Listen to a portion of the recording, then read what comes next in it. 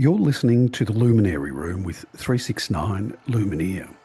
This is a space for those who question, reflect and seek truth, where we look beyond what's been presented to what's really there. No conspiracy, no blind acceptance, just the pursuit of what's real. And each episode, a sharp 15-minute illumination. So, let's step inside the arena. This is Give Them Bread and Circuses. So I'd like you to imagine standing in the Colosseum in ancient Rome. It's 80 AD. You have been blessed with 100 days of festivities by Emperor Titus. There are 80,000 people around you. The air is thick with noise, chanting, dust, blood, anticipation. Below, men fight to the death while the emperor and his senators watch from their marble stands. On the surface, it's entertainment. But look closer. You're witnessing one of the oldest strategies of power ever devised, bread and circuses. And it's a simple formula. Feed the people, distract them, and they will not rebel. The Latin phrase panem et circenses, da eis et nuquam rebellebunt, loosely translates from Latin to English as the people that once bestowed commands and legions now care for nothing but bread and circuses.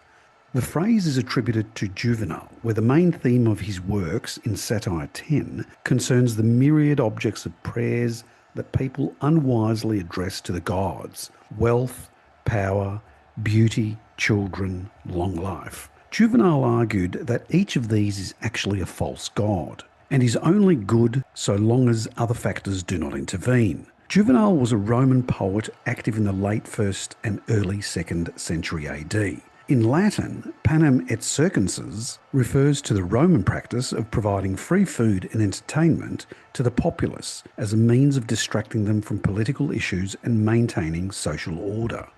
It wasn't just a comment, it was an indictment. He saw what was happening, the erosion of civic engagement, the trading of freedom for spectacle.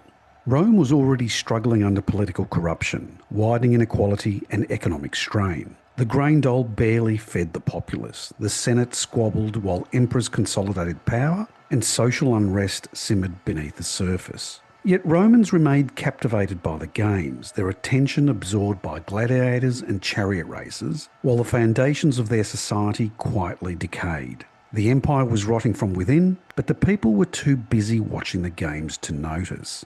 And the Colosseum wasn't just a stadium. It was a system, a tool of distraction engineered with precision. Gladiatorial festivals could last for months. Animal hunts, theatrical displays, even mock sea battles. Whole lakes were drained or flooded just to stage them. Tens of thousands of lives, both human and animal, were spent to maintain the illusion of greatness. And while the crowds roared, the empire's infrastructure crumbled. Its wealth gap widened and corruption flourished. This was the genius of Roman control. If the people are entertained, they will not question. If they are fed, they will not revolt. Bread, circuses, contentment in exchange for silence. Now, fast forward 2,000 years. The marble has been replaced with concrete and LED screens. The swords replaced by sponsorships. Now it's betting and finance companies on shirts, crypto logos on pitches, alcohol brands on every screen. And the emperors? Well, they've been replaced too by billionaires with more money than sense, treating these spectacles as profit machines, not passions. Executives and politicians sit where rulers once did, watching the crowd roar and counting the coins that fall. And yet the system remains. The arenas have simply changed shape. Today, we call them stadiums. The Colosseum of Rome has become the Camp Nou in Barcelona, Spain, the Melbourne Cricket Ground in Melbourne, Australia, the Narendra Modi Stadium in Gujarat, India, the Rungrado Stadium in Pyongyang, North Korea, the largest in the world with a seating capacity of 150,000, and the Super Bowl Arena in Las Vegas. They're all massive, gleaming temples of distraction, each capable of holding a small city's worth of people. Each designed to absorb collective emotion and redirect it away from life's harder questions. Modern sport has inherited the Roman blueprint. A year-round calendar of engagement. There's always something on, always. If it isn't football, it's basketball, baseball, horse racing, cricket, tennis, Formula One. The month-long Football World Cup, for example, runs into the 5-6-month-long league phase Champions League. The Champions League runs into the domestic leagues. And when football pauses, the Olympics or the Tour de France fills the gap. There's no off-season for the spectator anymore. The calendar has been mastered. In ancient Rome, festivals could last 100 days. Now the spectacle never stops. And that's the brilliance of it. We're entertained into numbness. We consume without questioning. We even hand over what little we have left, our wages, our time, our attention, just to take part. Sport was once about community, the gathering of tribes to celebrate excellence. The ancient Greeks called it kalokagathia. The word is a concept meaning the ideal of being both physically beautiful, kalos, and morally good, agathos.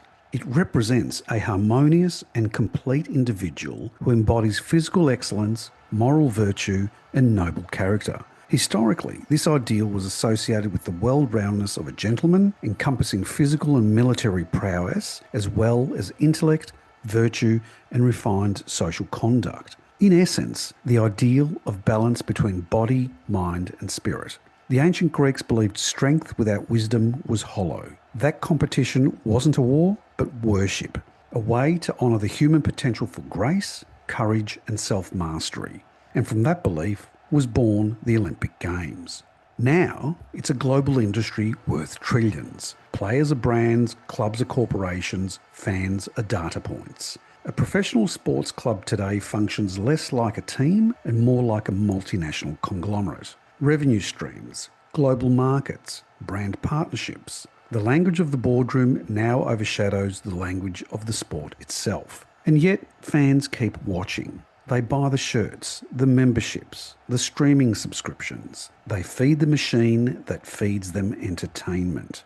Even as economies crumble and living costs climb, they keep paying to belong to the illusion. Now, this isn't to condemn sport. Far from it.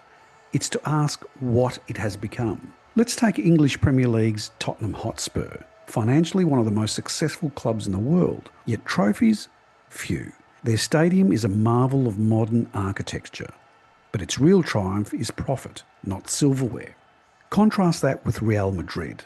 Their business model depends on winning, because winning sells. Florentino Perez understands what emperors once did. Spectacle equals loyalty, and loyalty equals revenue. The Colosseum may have fallen, but its economics live on. And this isn't just about football. Across the world, the circus rolls on.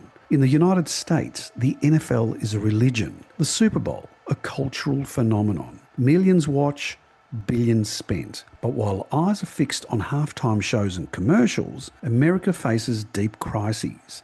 Gun violence, healthcare collapse, political division, bread and circuses. Different players, same playbook. Even in Australia, the Australian Football League Grand Final is treated as a state holiday. 100,000 people in the stadium, millions watching from home. And yet, the country faces cost of living strain, collapsing industries, record unemployment, and political distrust. But for that one weekend, the noise of reality fades beneath the roar of the crowd. And the same can be said of the modern Olympics. A spectacle that claims to unite nations, but often leaves behind debt, displacement, and broken promises. Cities go bankrupt, corporations profit, athletes become commodities. The Romans had gladiators. Today we have athletes.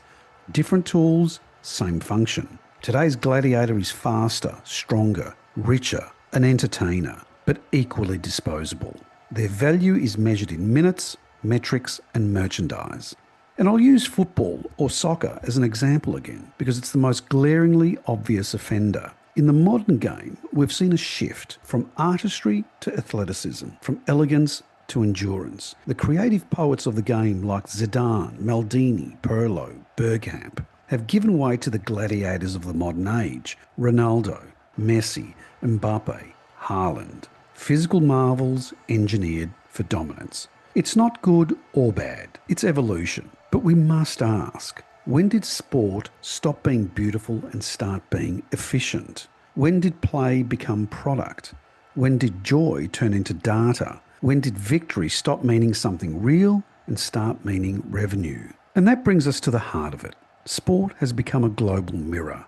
It reflects our desire for belonging, our hunger for escape, our need for heroes. But it also reflects our complacency, our willingness to be distracted. The same forces that built the Colosseum still shape our stadiums today. Bread, circuses and control. The currency has changed, but the contract hasn't. We trade awareness for entertainment. We exchange reflection for relief. And the system endures because we feed it.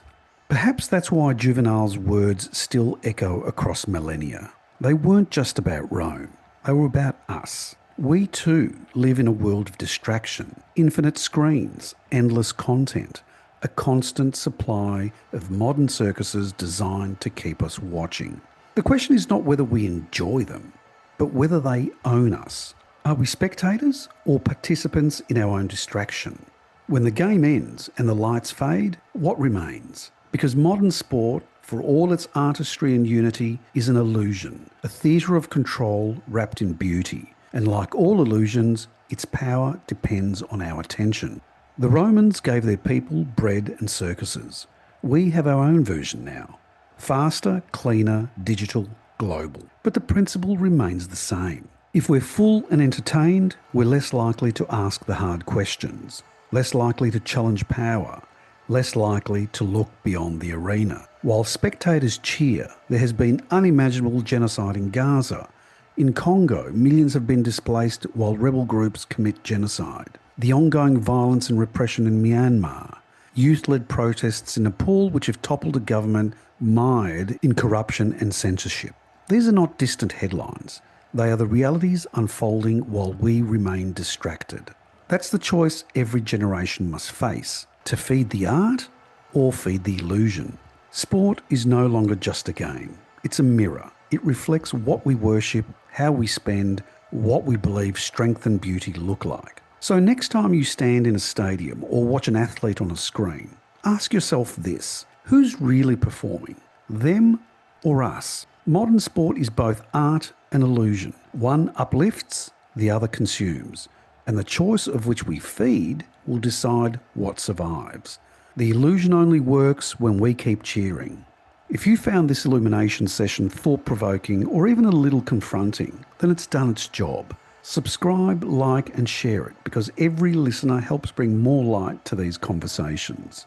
And for those listening who want to read beyond the broadcast, the full written essay lives on Medium. Search Nico Writer. It's titled Give Them Bread and Circuses and They Will Never Revolt. No subscription required. It's free to read. You've been listening to the Luminary Room, where we don't just watch the spectacle, but step back. Because sometimes, to see clearly, we have to look away from the show. This is 369 Lumineer signing off.